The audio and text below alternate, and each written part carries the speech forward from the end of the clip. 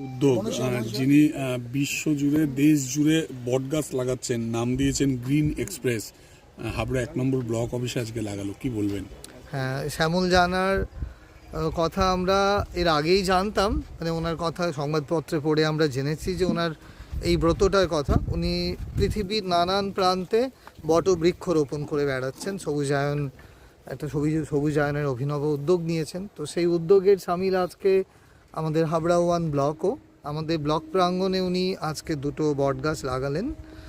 তো এটাই আমাদের পক্ষ থেকে খুবই আনন্দের বিষয় যে এত অভিনব, এত সুন্দর এই সবুজায়নের উদ্যোগে আমরা ওনার সঙ্গে সামিল হতে পারলাম। নমস্কার। থাকবো না বদ্ধ ঘরে, বৃক্ষরোপণ বিশ্বজুড়ে সারা পৃথিবীকে নিজের বাগান মনে করে আমি জীবনে স্বপ্ন দেখেছি 5000 বটবৃক্ষ শুধু রোপণ নয়, রক্ষা করব। সেই উদ্দেশ্যে এখন পর্যন্ত ভারতের 31টি রাজ্য এবং কেন্দ্রশাসিত অঞ্চল, পশ্চিমবঙ্গের 23টা জেলা এবং ভারতের প্রতিবেশী দেশ নেপাল, ভুটান, বাংলাদেশে 2233টি বটবৃক্ষরোপণ করলাম। আর এই বটবৃক্ষরোপণের মূল উদ্দেশ্য, বটগাছ দীর্ঘদিন বাঁচে, ভারতের জাতীয় বৃক্ষ 700-800 বছর বেঁচে থাকে। বটগাছের কাঠ থেকে না হবে জ্বালানি, না হয় ফার্নিচার। আমি যদি সুদূর কাঁথি থেকে এসে ওয়াগা, আটারি, পাকিস্তান বর্ডারে বটবৃক্ষরোপণ করতে পারি, কিংবা কন্যাকুমারী থেকে বটবৃক্ষরোপণ করতে পারি, আসাম অরুণাচল প্রদেশে 7 সিস্টার্সে বটবৃক্ষরোপণ করতে পারি, আমার স্থানীয় মানুষ কেন জায়গা থাকা সত্ত্বেও গাছ কেটে দিচ্ছি আমরা, কিংবা আমার সুযোগ থাকলেও বৃক্ষরোপণ রক্ষা করছি না?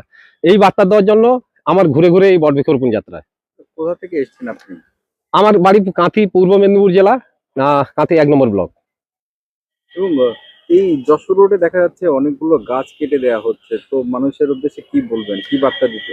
দেখুন, পৃথিবীর বুকে ডাইনোসর বলে একটা জীব ছিল, আজ কালের নিয়মে বিলীন হয়ে গেছে। মানুষ জাতি কিন্তু সংকটে রয়েছে। সুমেরু এবং কুমেরুর বরফ গলে যাচ্ছে, ভূগর্ভে মানে সমুদ্র যে জল সেটা কিন্তু বাড়ছে। আমরা যদি আজ থেকে না জাগি, আমাদের মানুষ জাতি কিন্তু সংকটে প্রায় অনেকটা চলে এসেছি। আমরা বুঝতে পারছি না, ভাবছি হয়তো বিজ্ঞানের উন্নতি রয়েছে, আমরা বেঁচে যাব। কিন্তু ওই করোনা দেখিয়ে দিয়ে গেছে যে একটা সিলিন্ডার, এক ট্যাঙ্কি সিলিন্ডারের জন্য আমাদের হাহাকার করতে হয়েছে। তাই প্রত্যেকের কাছে হাত জোড় করে অনুরোধ থাকবে, একটি গাছ একটি প্রাণ শুধু স্লোগানে নয়, দয়া করে বাস্তবায়ন করুন। এবং আমাদের এই বৃক্ষরোপণের রক্ষার কোনো প্ল্যান এবিসিডি নেই, কেবল একটি অপশন রয়েছে, প্ল্যান এ। এটাই আমার বলার। আমাদের উত্তর চব্বিশ পরগনায় কততম? না, উত্তর 24 পরগনা আগে আমি লাগিয়েছিলাম বাগুইয়াটি, সেটা খুব সম্ভবত উত্তর 24 পরগনা। আর এটা আজকে রোপণ করে গেলাম এই যে উত্তর 24 পরগনার হাবড়া 1 নম্বর ব্লক অফিসে, বিডিও অফিসে। সেখানে বিডিও স্যারের উপস্থিতিতে 3টি বটবৃক্ষ রোপণ করে গেলাম। এবং এই উদ্যোগ নেওয়ার কারণ কি আপনার? এই উদ্যোগ মানে মনীষী বলে গেছে, মনীষীরা যে মরার আগে কিছু দাগ রেখে যা। তো আমি একজন সাধারণ প্রাথমিক স্কুলের শিক্ষক, আমি কি বা দাগ রেখে যেতে পারি? সেই জন্য ভেবে দেখলাম মরার আগে গাছ লাগিয়ে ভবিষ্যৎ প্রজন্মের জন্য কিছু দাগ রেখে যাব।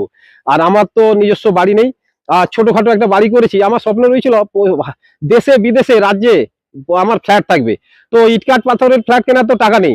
আমি সেই জন্য এই বট গাছ রোপণ করে গেলাম। এগুলোই আমার ফ্ল্যাট, যেখানে প্রচুর হাজার হাজার লাখ লাখ পাখি আশ্রয় নেবে, তাদের পরিবেশ বেড়ে উঠবে বেঁচে থাকার, পাখিরা এসে ফল খেয়ে যাবে। এটাই আমার স্বপ্ন। কি নাম আপনার? আমি শ্যামল জানা, একজন প্রাথমিক স্কুলের সহকারী শিক্ষক। আমার স্কুলের নাম হচ্ছে কুলাইবুনিয়া নিম্ন বুনিয়াদী বিদ্যালয়।